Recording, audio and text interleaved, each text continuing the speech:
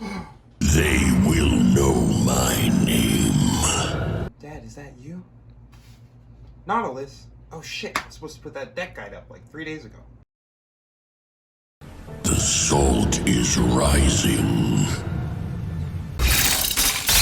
Yo, what up YouTube? Santon TV from Meta World Gaming here with a new Masters deck guide. Deck code can be found in the description below, as well as links to our social, Discords, and Mobalytics accounts. Please be sure to like, comment, and subscribe if you would like to see more content like this, and leave comment suggestions for more things you would like to see on our channel below. Join us in chat at twitch.tv/MetaWorldGaming, Monday through Friday from 7 p.m. to 1 a.m. Eastern Standard Time for more detailed questions and responses live. Today we are covering the Sea Monster deck, also known as the Deep deck. This is the Toss deck utilizing Maokai and Nautilus in your champion slots. These are the two Toss synergy champions. Toss is a new mechanic as well as Deep that were both introduced in the new Rising Tides expansion. Toss's text is you obliterate the X amount of cards from the bottom of your deck. Obliterate, not destroy, good to know. And non-champion cards, also very relevant line of text here. It is X non-champion cards that are removed from the bottom of your deck. So if you do have a deck of only champions, for instance, you will not toss any cards if you play a toss card, because you only have champions left in your deck. So that is worth noting. But yeah, it is the new self-milling strategy that was introduced in Rising Tide. Mill, for those of you who are not from paper card games, is a term used in card games to refer decking your opponent out or decking yourself out. If you're talking about self-mill, this term came from a card in Magic the Gathering called Millstone, which was an artifact that was capable of discarding the top two cards of your opponent's deck. It was the first card in any card game to have an effect like that, and therefore anytime in card games you hear people refer to discarding cards from the top of their decks, they're going to be referred to it as mill. The Deep mechanic in this deck actually works quite well with the Toss mechanic. This mechanic is only on your Sea Monster creatures, and it gives each Sea Monster creature +3/+3 when your deck has 15 cards or less in it. So the point of the deck is to play creatures out, start tossing cards from the bottom of your deck aggressively, and start playing really big sea monsters and bashing your opponent's face in with much bigger creatures than they're able to handle. It does create bigger board states than most mid-range decks do, so that's kind of where the advantage of it is. It does suffer from a lot of the same issues that mid-range decks do suffer from, in the case of like Will of Ionia, things like that. Things that deal with big units and either destroy them like Vengeance or Will of Ionia, send them back to the hand. This deck is going to have a hard time versus those kinds of things. You really do want your Nautilus to stick. And versus a lot of decks he can, but not all decks. And we will get into that more as we go. But yeah, that is what the Deep mechanic does, also introduced in Rising Tides, and works really well with all of the Toss cards. These two champions I'm pretty sure were intended to work together pretty well, and they do that very well. They do fuel each other quite nicely. These two champions do fuel each other quite nicely, and I'm sure that that was intentional. Quickly running down the deck here, we have 3 Maokais and 3 Nautilus in our champion slots, 3 Dreg Dredgers, 3 Hired Gun, 3 Threejaw Hunters, 3 Deadbloom Wanderer, 2 The Beast Below, 3 Abyssal Eye, 3 Devourer of the Depths, 1 Shipwreck Quarter, 1 Terror of the Tides, triple Jettison, 2 Miscall, 2 Salvage, 2 Atrocity, and 3 Vengeance at the top. The champions of this deck are definitely the reason to play this deck. The cards individually within the deck do interesting things, but most of them are just toss engines, where the real meat of these decks is in their champions. Maokai is definitely a great support champion and a secondary win condition within himself for the deck. He is a 4-mana 1/4. First time you play another ally each round, you will toss 2 and summon a sapling. So a sapling is a 2/1 challenger unit with ephemeral. You'll get this every time that you're playing a guy on the board when you have Maokai out. These challengers help you turn the tides of battle in certain ways that you want, as well as remove 2 health units or put damage on higher health units. It gets rid of things that you don't want to block your other units or your fearsome units. It can start pulling the guys with 3 or more attack out of the way, so that your fearsome units, including that big 13/13 Nautilus that we'll talk about in a little bit, is trying to smack for. It's a really strong card. Even defensively, you're able to play a creature and then get a 2/1 challenger that normally wouldn't do anything on the defense, but it's still a blocker. I mean, this card just provides tons and tons of value for you over the time that it is on the board, and it also is just constantly tossing cards aggressively, so it's fulfilling its own win condition. It also summons saplings which die, which also fulfills its win condition. It's a win condition, by the way. I do keep saying win condition. Note, I'm not saying level up condition, and that is because this card is a win condition. It also, coincidentally, does have a level up condition that gets to that. So let's cover that real quick. Level up is when your units have died or your cards have been tossed 25 times this game. You level up to a 2/5 regeneration. When I level up, obliterate the enemy deck, leaving 4 non-champion cards. Round start, you get to summon a sapling as well, so you no longer have to play guys anymore. You're just getting free saplings on the backside. You get regeneration on this 5 health creature, which is a solid blocker for sure, and it obliterates the enemy deck. I mean, it literally kills every card in their deck, leaving only 4 non-champion cards. That's a very powerful effect. It's a win condition. It mills your opponent out. So not only are we self-milling ourselves, but we're getting to mill our opponent out. We're definitely playing a mill deck, and that's why I love this deck. It's so powerful what this card gets to do, and it has really cool animation for it too. If you get a kick out of all the saplings, just rummaging through your opponent's deck and tearing all the cards out of it. I think that this card is an insane powerhouse. Some people do play 2. I'm definitely on the 3 train. Maokai's champion spell is definitely worth talking about, though it doesn't get cast very often. It is a 3 mana burst speed, toss 3 and heal all allies 3. Some people do think that an ally is your nexus. Please keep in mind that it is not. It is only creatures on your board. This does not heal your face 3. I have seen a lot of people play this card against me when they would live if this was a heal 3, and it's not a heal 3, and they die. So stop playing this as a heal 3. It doesn't heal your face. But it is still very good. It can heal all of your big sea creatures, especially after you've already gone deep or when you're really close to going deep. Start healing them back up to their really big stats, and board states are just unmanageable for your opponent because you have such healthy giant units. This card also tosses, which of course fulfills your win condition. So it's not a bad card. You occasionally will cast one of these, but it's really rare. Definitely not the reason you're playing extra copies of Maokai. It's more because you want to draw him, less because you want to cast this spell. We do play 3 of Nautilus in this list. He's pretty much always going to be a 3 of in the deep deck. He is quite the insane sea monster support card, as well as just a powerhouse of stats within himself. He is quite weak on the front side. He is a 7 mana 0/12. With tough and fearsome. Of course, that 12 but with tough is quite hard for people to get over, but you rarely ever want to develop a 7 mana card and then just have it sit there and take a hit. So usually you are playing this card when it's flipped over or when it's extremely close to being flipped over, or maybe you can flip it over at burst speed with, say, a jettison. Again, a card that we'll go over in a little bit. On the flip side, he becomes a 13/13 powerhouse.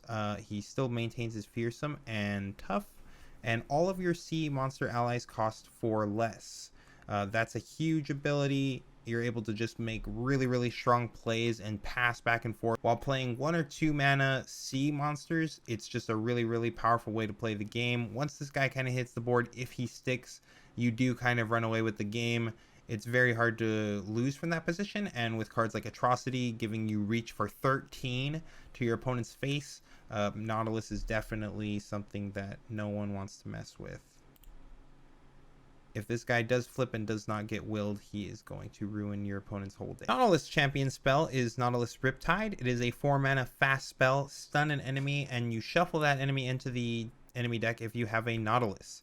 This is quite a powerful card, very similar to Will of Ionia. You only do get the effect of shuffling it into your enemy deck if you do control a Nautilus, so you do have to control a 7 mana unit on the board that as we've already said, if it kind of hits the board, you're already kind of winning. Though this card definitely does have a lot of applications. It's very good at stopping Unyielding Spirit creatures, for instance. If you're having trouble with that Unyielding Spirit, guess what? If you have an extra copy of Nautilus in your hand, you are able to just send that card straight back into your opponent's deck and they can't deal with it anymore. There aren't a lot of Demacia Ionia lists floating around anymore, so the odds of them denying that are very low. So this is a great tool versus Demacia. It's also a great tool in the mirror, being able to... You don't really have a way to answer the enemy Nautilus, so say that they were able to play their Nautilus first and flip him over. This is really the only way you're going to be able to get that guy off the board. It is a solid card and definitely worth playing a lot of the time if you do get a chance to cast it, though because it does have such a high mana requirement of you already having developed a 7 mana card and then having an extra copy in your hand and having the 4 spell mana to go with it.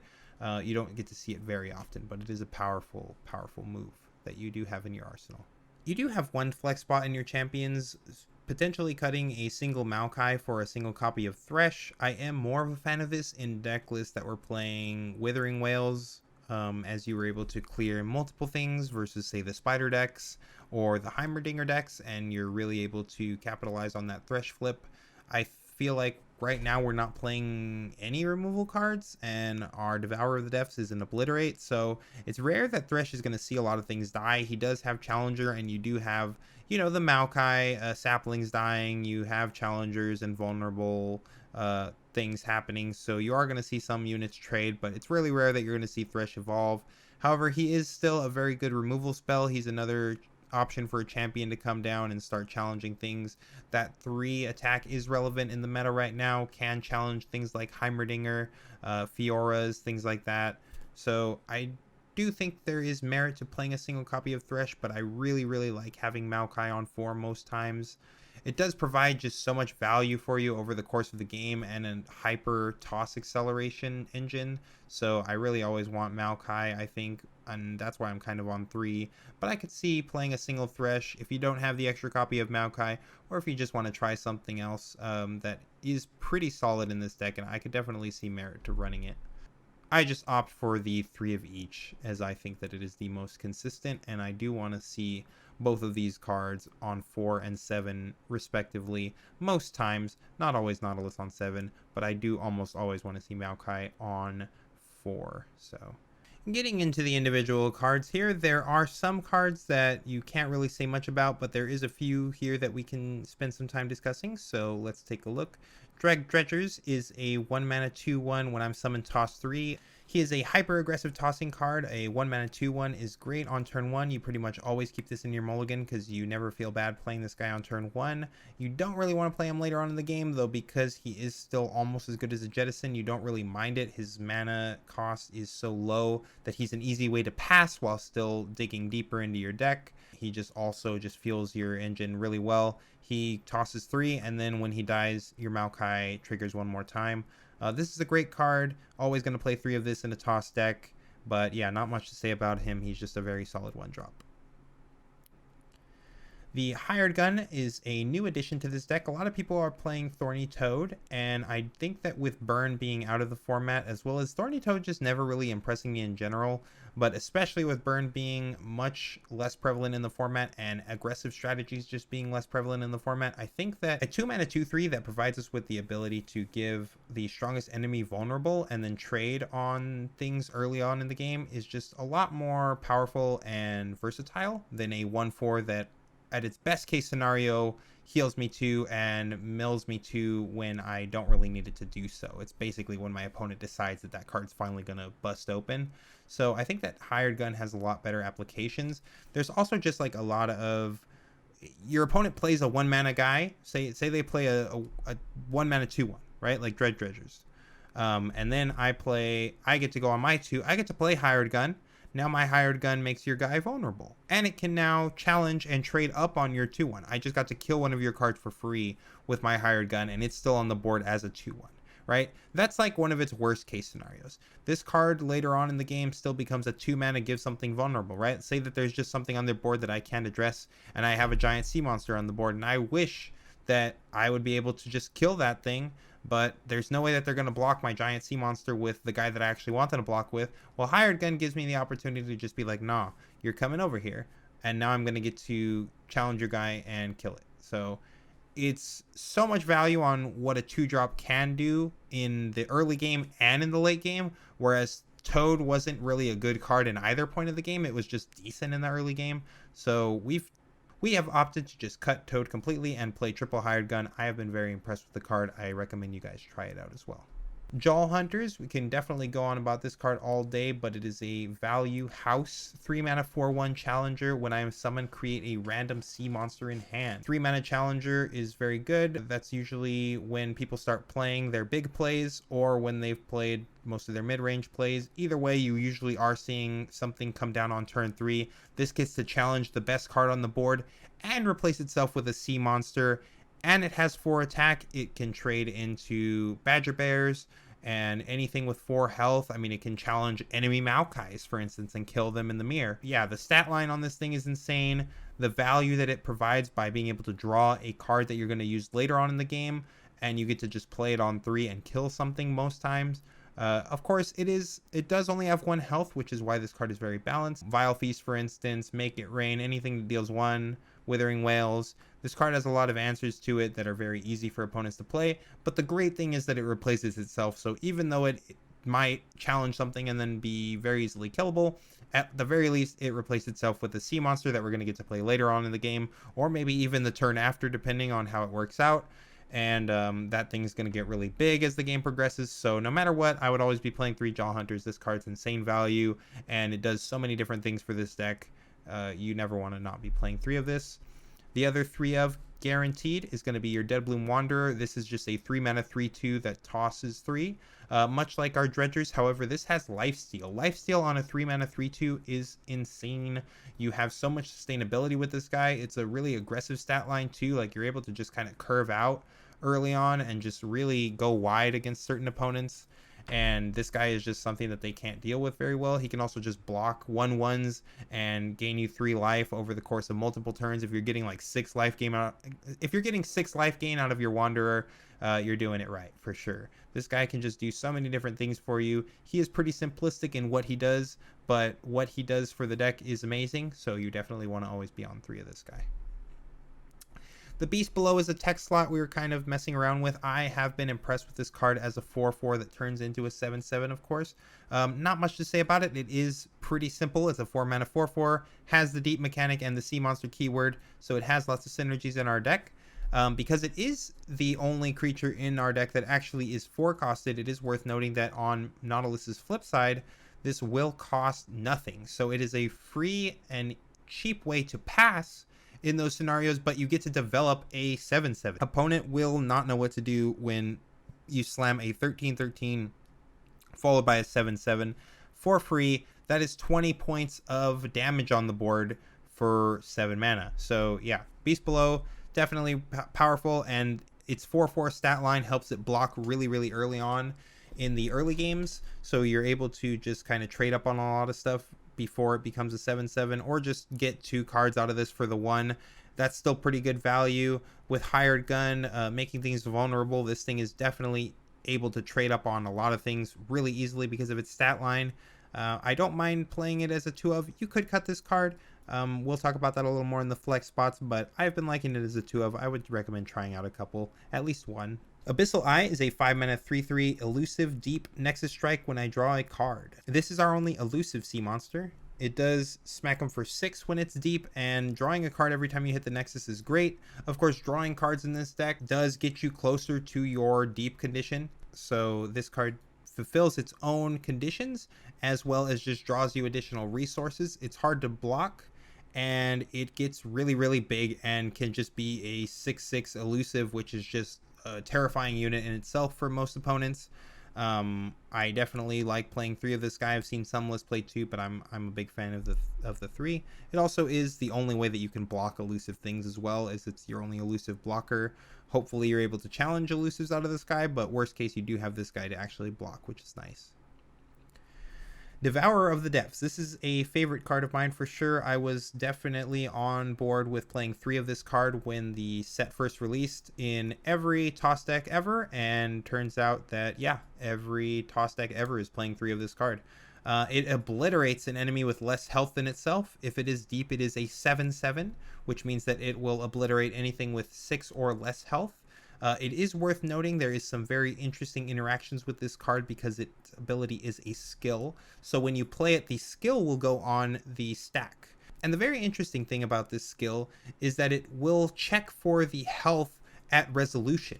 So if the Devourer of the Depths has changed in any way, its ability can be negated quite easily, in fact, depending on how you play. So it's very relevant to know what your opponent's creatures are at and what they're doing before you play this guy. If, for instance, you were to play it on a board where something only has 3 health, say for instance you were playing against a Heimerdinger deck.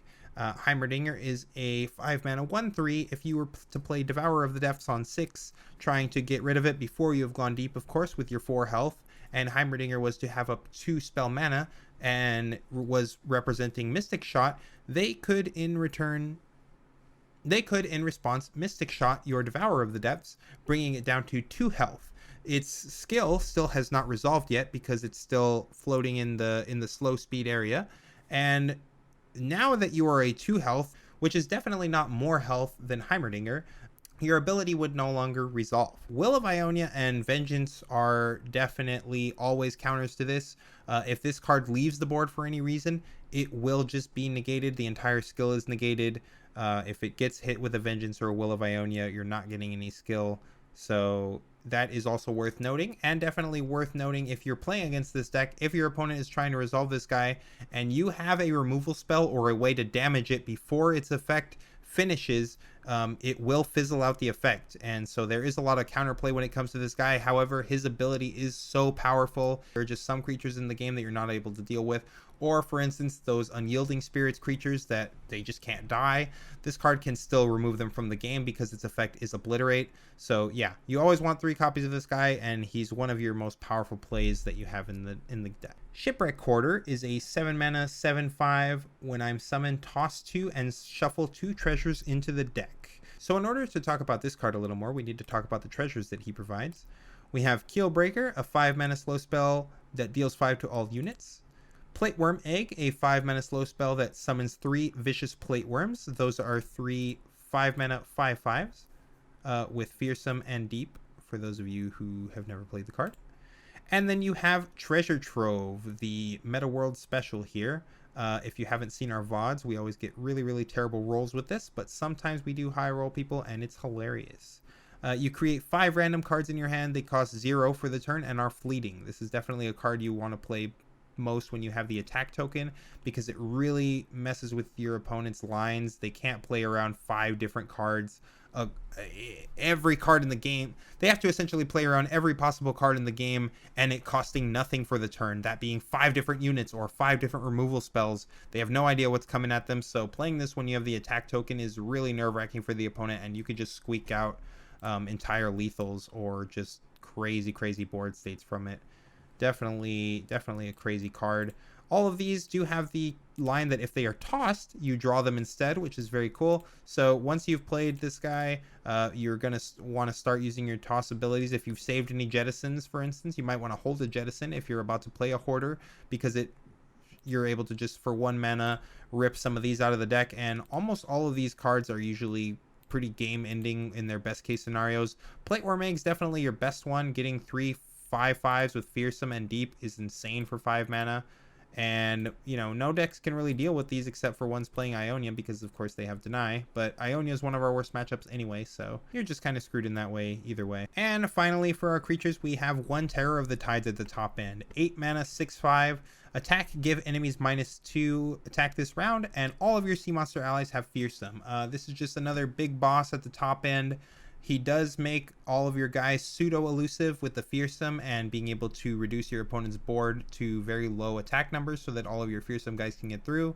It's just another way that this deck can win. You only really want to play 1. You don't really want to see him super often, though he does finish out some games with some big style points sometimes, and it is a very strong card. I definitely like running 1 of it. I probably wouldn't be playing more of that though. The deck isn't playing a ton of spells, though each one of them definitely serves a very crucial role. Jettison, we are on 3 of this card now. I was initially playing 2. Baka was definitely a fan of playing 3 of this card when we were first looking at deep lists, and I am now definitely a fan of the triple Jettison.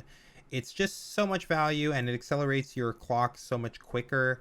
And it has synergies with your Shipwreck Quarters. You're able to at burst speed set up certain scenarios where you just have really big board states that if you were to go deep, you would get the +3/+3 across multiple bodies, and your opponent would just have a really hard time.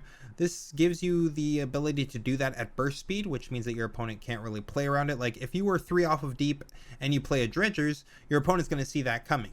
So they're going to be like, oh, well, cool, all his things are deep, now I'm going to block differently. But if you're not deep, they have to play around you having Jettison. Even you not having Jettison, just the fact that this card exists means that anytime that your deck is at 19 cards or less, but you're not deep, they have to play around, as long as you have 1 mana, of course, they have to constantly play around you having a Jettison, which means that you can go deep at any time and all of your guys get way bigger, and then it can totally throw off combat math and create a bunch of really beneficial trades for you.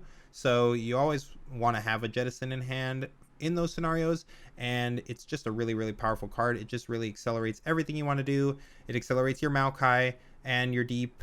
It's just a great card. I would always be playing 3 of this, I think, in pretty much every deep deck. Miscall, we're playing 2 of this card. This card was not in the initial variants of deep decks, but I'm definitely becoming a quick fan. I was even playing 3 of it for a little bit. I'm definitely a fan of 3. We do have some flex spots, and we can go over that.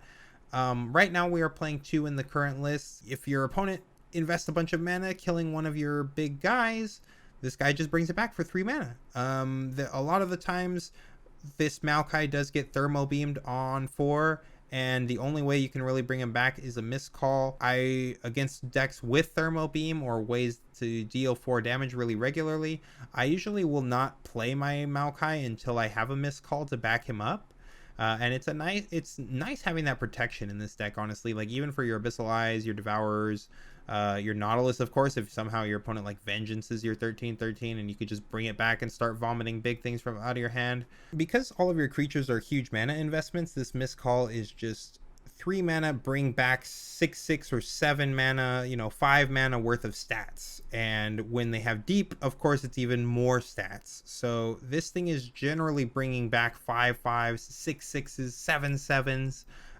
It's a lot of value for 3. Of course, the only time that you do not want this card is when one of your saplings has died. You definitely want to be aware of that when using your Miscalls. Make sure that it's not on a turn where you've already had a sapling from Maokai die, because then you have a 50% chance of bringing back the sapling. And there are going to be some games where you just have to run that chance because that's how battle played out, and you're going to just need to Miscall and hope that you bring back the big guy. But 9 times out of 10, that's a real bad move, and you don't want to ever do that. You don't want to ever bring back a 2/1 ephemeral guy that's just going to die again at the end of the turn, and you just invested 3 mana for absolutely nothing. So make sure that you're aware of that at all times, but usually Miscall is going to be getting you a lot of value for 3 mana when one of your guys dies. Salvage is a very simple card, but a very effective tool in this deck. It tosses 2 and draws 2, so that digs you 4 deeper towards your deep mechanic, as well as replaces itself with 2 of those cards. So it is a draw card. Of course, if you have treasures in your deck, this can potentially become a draw 3 or a draw 4, if you get lucky enough to draw all your treasures and draw the 2 cards.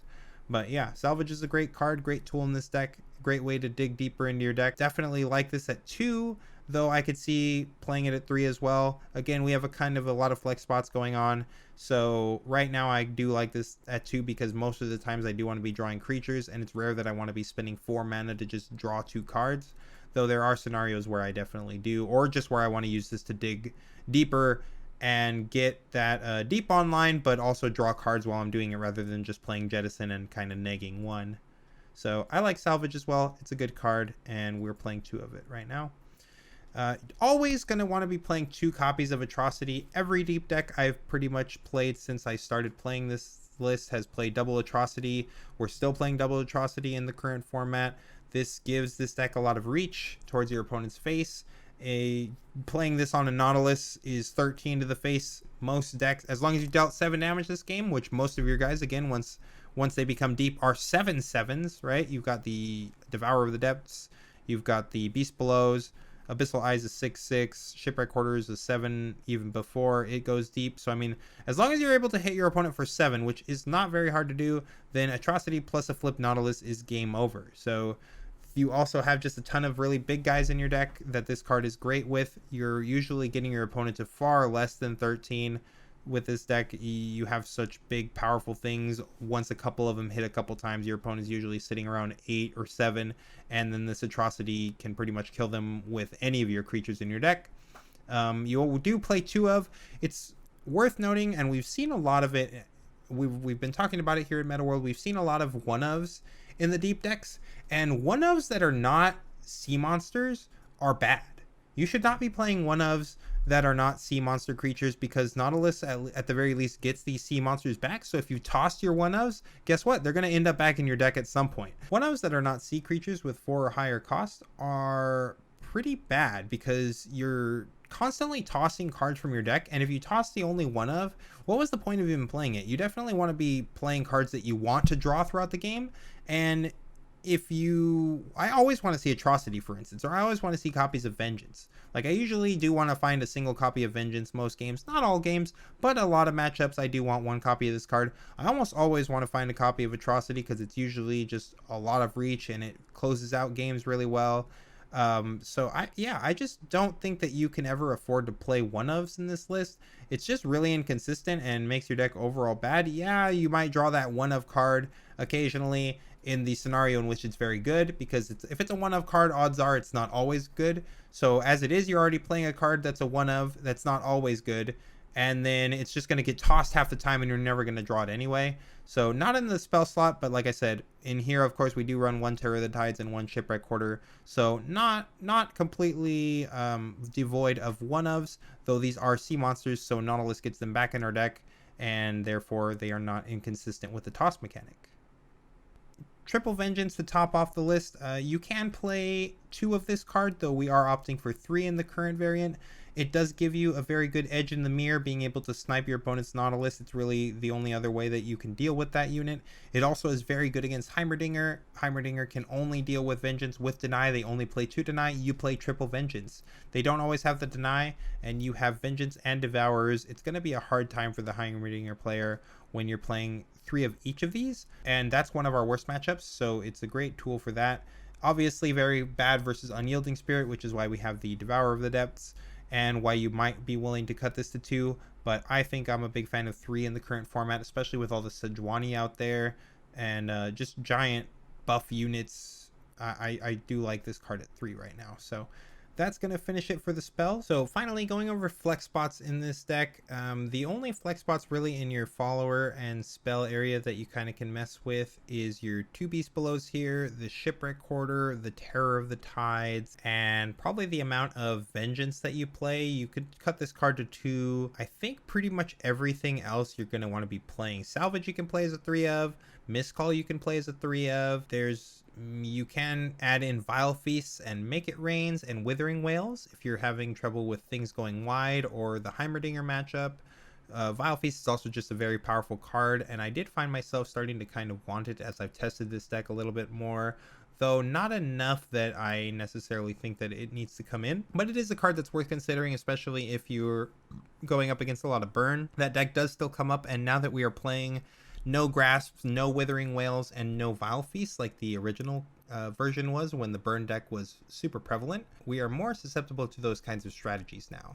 So it is worth noting that if you are playing against a lot of those decks, or you just feel like you need a lot of AoE cards or ways to deal with things with 1 health, try more Withering Wails or Vile Feasts in your deck, and I think that those will work out pretty well for you. But right now I think that those cards are not quite as necessary as they used to be, and you're probably okay with this. The only spell I would maybe think of adding in would be Vile Feast, and it would probably come in over the Beast Belows, and that's probably maybe the Shipwreck Quarter. But yeah, the list is pretty tight right now, and it plays overall pretty well. The list is pretty tight right now, and it overall plays really well. Those would be your flex slots. So you got 1, 2, 3, 4, 5, about 5 flex spots that you can kind of play with in the follower and spell range, and those are some pretty good options. In the follower range, you don't really have much else that you want to add in here. Maybe you can throw in an extra Shipwreck Quarter.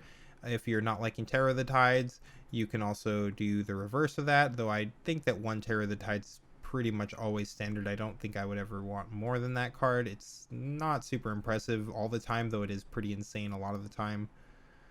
Shipwreck Quarter is another one that kind of falls in the same boat, though the treasures can be real blowouts, and in grindier games, that's going to be a great card for you.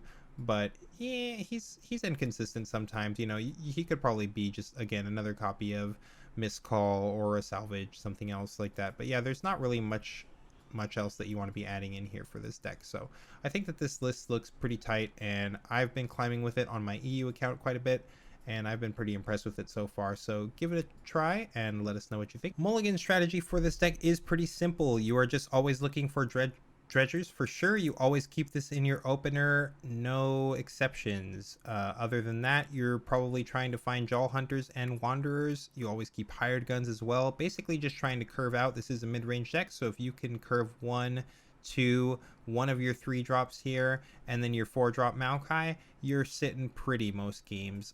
Don't develop Maokai into a board state in which they can challenge him, of course, unless you have a Miscall and you know that you're going to be able to protect him in the following turns after that.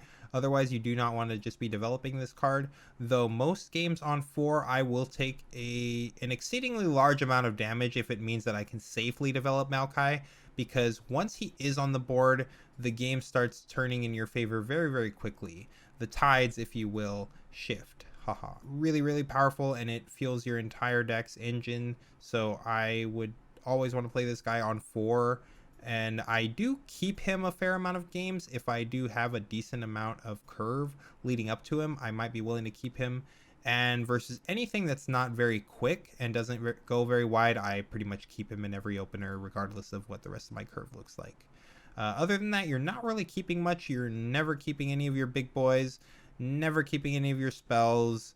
Maybe you keep a jettison if you have a really aggressive toss hand, but even that's doubtful. I think most of the time you just want your dredgers, your hired gun, your hunters, and your wanderer, and maybe a Maokai if it's a slower mid-range deck or control deck. You might be willing to grab him as well.